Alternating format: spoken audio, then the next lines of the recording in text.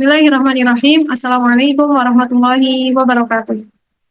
Halo teman-teman sekalian, dimanapun berada, jumpa kembali di ORI episode 19.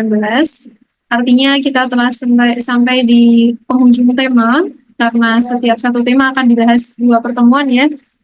Pertemuan terakhir akan di running insya Allah di episode 20.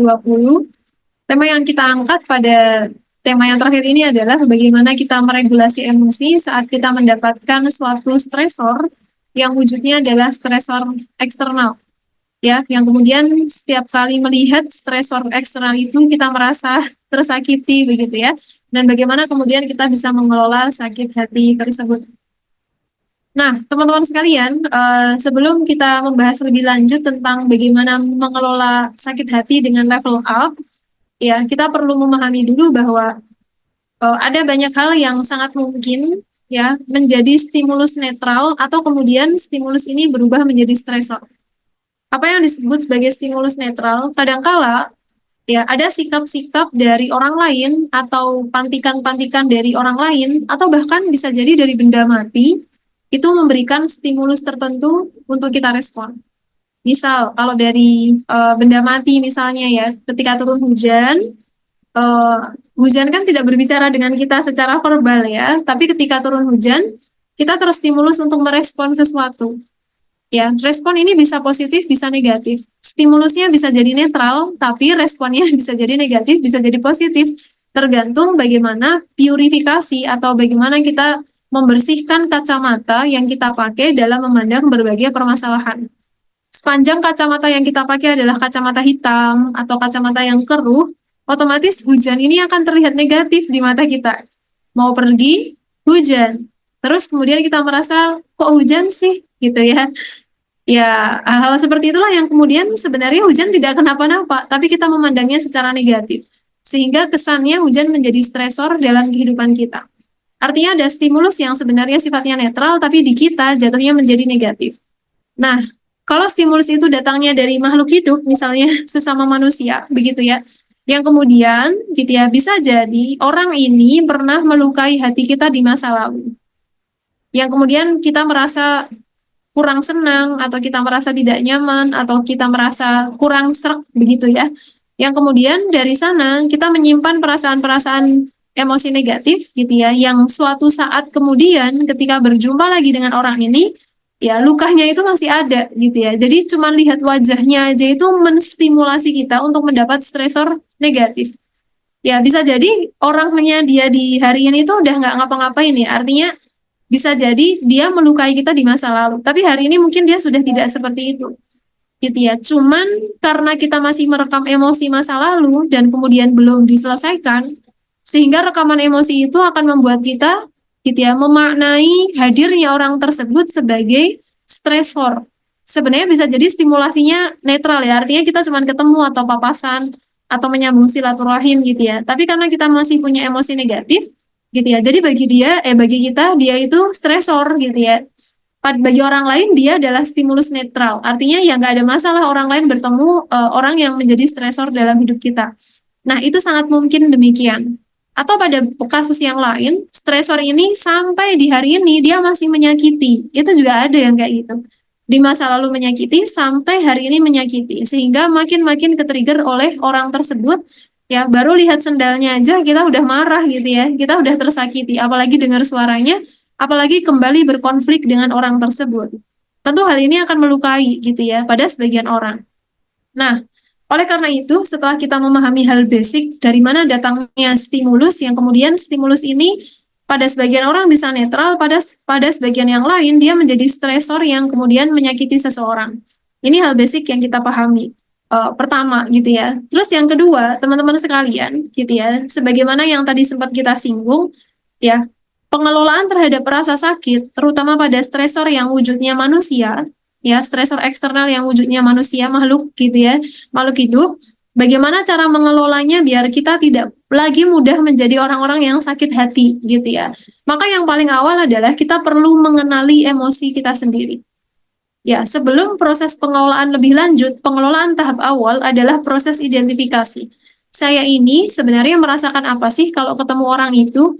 Ya, saya sakit hati. Oke, itu dari segi emosi. Ya, teman-teman bisa menggunakan beberapa indikator ini, gitu ya. Pertama adalah emosi, kedua adalah body, ketiga behavior, keempat adalah mind. Ya, kalau disingkat jadi EBBM ya. Biasanya kami menggunakan rumus sederhana ini untuk mengidentifikasi apa yang sebenarnya terjadi dalam diri kita terhadap suatu stimulus tertentu atau yang kemudian berubah menjadi suatu stresor. Nah, emosi apa sih yang kita alami ketika berhadapan dengan orang tersebut? Kita perlu mengidentifikasinya untuk kemudian dikelola dalam level yang up, biar kita nggak mudah sakit hati. Ya, misal, ya, mari kita deskripsikan emosi tersebut. Saya tuh sedih ya gitu ya kalau ketemu sama orang ini atau saya tuh merasa tersakiti. Nah, teman-teman bisa menggunakan roda emosi ini ya, teman-teman bisa menggunakan roda emosi ini untuk mengenali emosi yang terjadi pada diri teman-teman. Ya, orang bisa bahagia, orang bisa punya perasaan takjub atau merasa buruk, merasa takut, merasa marah, gitu ya, merasa jijik atau kemudian merasa sedih. Nah, manakah emosi yang ada dalam diri kita, teman-teman sekalian? Uh, Itulah yang kemudian perlu kita kenali. Ya, kenapa pengenalan emosi ini menjadi sangat penting? Karena itu adalah langkah awal kita memiliki baseline, gitu ya. Kemanakah emosi ini akan dikelola, gitu ya. Yang kemudian teman-teman sekalian yang dirahmati oleh Allah, setelah emosi ini kita akan mengenali huruf berikutnya adalah huruf B, body atau respon tubuh, gitu ya.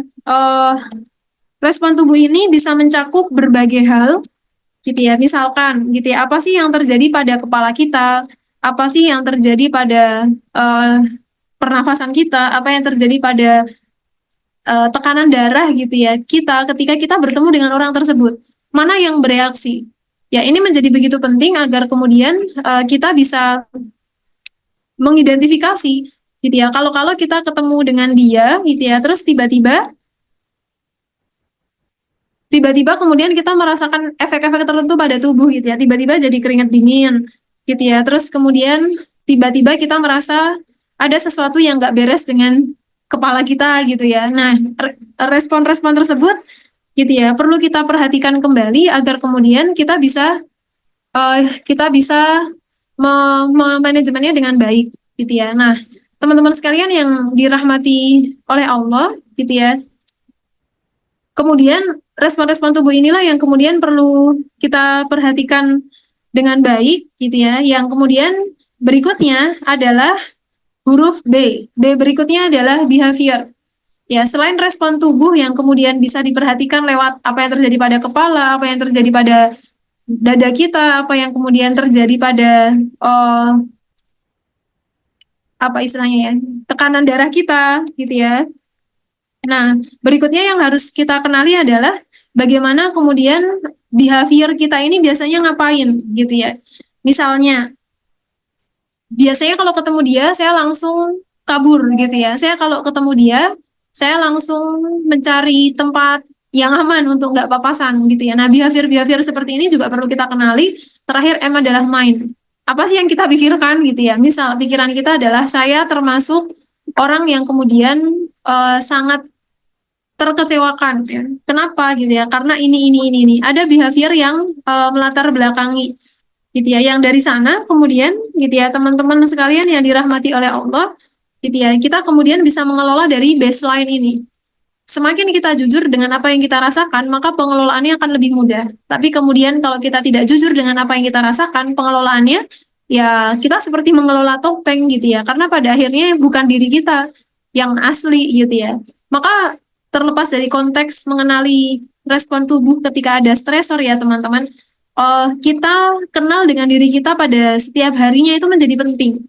Saya kenapa ya hari ini emosinya, tubuhnya, kemudian perilakunya, kemudian pikirannya, itu menjadi penting untuk senantiasa diidentifikasi gitu ya. Nah, sebenarnya untuk mendapatkan identifikasi yang valid, kita membutuhkan latihan ya. Artinya nggak sekali dua kali gitu ya. Ini memang jadi pola yang kemudian kita terapkan, saya ini kenapa dari 4 aspek ini. Nah, teman-teman yang dirahmati oleh Allah, ketika identifikasi ini sudah dilakukan, terus apa yang kemudian bisa kita lakukan untuk tahapan berikutnya? Yaitu, teman-teman yang dirahmati oleh Allah, kita mulai dari sisi mind ini. Gitu ya. Kalau kemudian kita merasa sering kecewa dengan orang ini, ya emosinya adalah kecewa, emosinya adalah eh, apa istilahnya ya, sedih gitu ya, marah, maka yang kita intervensi atau kita ubah pertama kali adalah mind, pikiran kita tentang orang tersebut. Ya, sesuatu yang terjadi di luar ruang kontrol kita, tentu kita tidak bisa mengontrol orang tersebut begitu saja. Ya, kadangkala dia berbuat semena-mena misalkan begitu ya. Terus kita nggak bisa ngontrol dia begitu saja. Karena setiap orang itu ruang kontrolnya itu ada di dalam dirinya sendiri, bukan dalam diri orang lain. Mana yang kita kontrol pertama kali gitu ya. Salah satu poin pentingnya adalah apa yang kita pikirkan tentang orang tersebut. Misal, kita berpikir orang tersebut itu ngeselin, jengkelin, nyebelin gitu ya. Maka emosi kita akan kepancing terus begitu kita berpikir hal yang seperti itu. Jadi yang kita intervensi pertama kali adalah pikiran kita. Nah, caranya bagaimana? Ini memang butuh latihan. Latihannya apa? Cobalah menemukan hal baik pada kondisi yang tidak ideal. Ya, tapi kan males banget gitu ya, nyari hal baik dari orang yang telah menyakiti kita. Bisa jadi bukan dari orang tersebut, teman-teman. Sebagai seorang muslim gitu ya, kita diarahkan untuk mencari pemaknaan positif. Apa sih ya yang ingin Allah ajarkan untuk saya pada kejadian ketika saya disakiti orang lain? Nah, dari situ kita akan lebih mudah untuk menemukan hal positifnya. Kalaulah tidak dari orang tersebut, kita bisa berpikir Allah sedang ngajarin saya apa ya ketika saya berada dalam kondisi disakiti oleh orang lain. Nah, pertanyaan Allah sedang ngajarin apa ya, itu membuat kita kemudian beranjak dewasa. Karena khasnya orang dewasa itu adalah tidak berhenti belajar. Dan every day adalah kelas-kelas yang Allah sediakan untuk manusia, makin hari makin cerdas secara emosional, ketangguhan iman, dan seterusnya melalui ujian-ujian yang dihadapi termasuk datangnya orang yang suka menyakiti. Ya, maka pemaknaan positif seperti ini teman-teman, dari segi pikiran kita latih pelan-pelan setiap hari, sedikit demi sedikit. Allah mau ngajarin saya apa? Apakah Allah sedang menyediakan saya ladang untuk sabar? Ya, kita punya pikiran alternatif seperti itu, maka emosi kita akan turun ya, yang sebelumnya mungkin full of anger gitu ya, marahnya banget banget gitu ya. Terus kemudian bisa mereda. Ya, kenapa? Karena pikirannya mulai turun juga. Ya, sebagaimana mekanisme hormon kortisol ya, yang kemudian ketika kita menganggap semuanya adalah masalah, maka amigdala akan terpantik untuk menyebut itu juga masalah, sampai akhirnya terproduksi hormon kortisol melalui kelenjar adrenal di dekat ginjal kita. Kalau kortisol banyak, gitu ya, bawaannya kita akan stres terus, gitu ya. Maka level up untuk mengelola itu, mari kelola pikiran kita tentang hikmah apa atau pikiran alternatif apa di balik kejadian tersebut. Allah sedang ngajarin saya apa, Allah sedang membantu saya untuk bertumbuh dewasa di bagian mana, dan seterusnya. Maka begitu pikiran ini kita kelola, meskipun latihannya nggak sehari ya, coba lagi, coba lagi, coba lagi gitu ya. Apalagi yang namanya pikiran, ini punya musuh utama namanya negative thinking.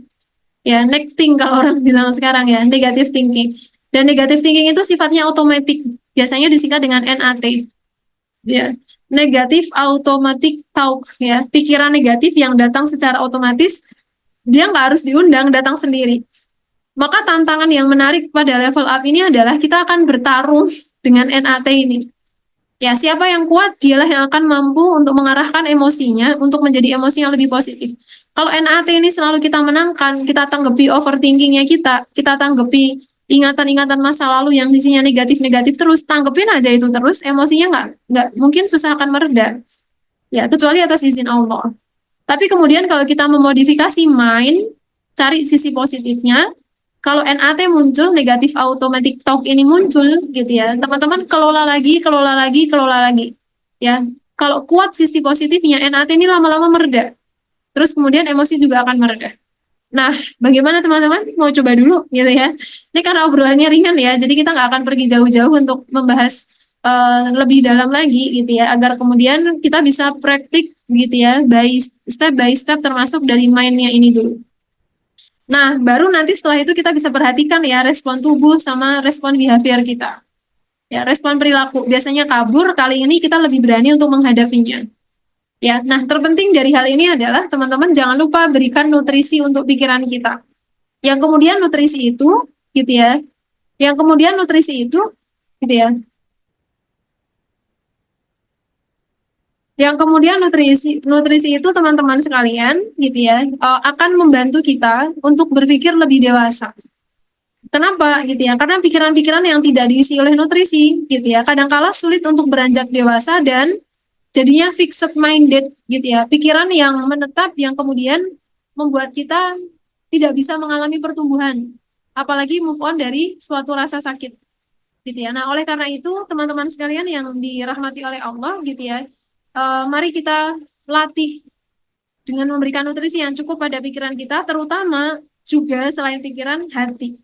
Banyakin istighfar, banyakin kenal siapa Allah, banyakin meluruskan pengertian hidup ini itu apa, akhirat itu apa. Mudah-mudahan dengan cara seperti itu kita memiliki kemampuan untuk mengatur emosi kita lebih level up. Suatu hari kalau kita ketemu dengan stresor, tidak lagi kita terlalu terpancing atau tersakiti. Begitu teman-teman sekalian, sampai jumpa di Ori episode terakhir. Semoga bermanfaat. Assalamualaikum warahmatullahi wabarakatuh.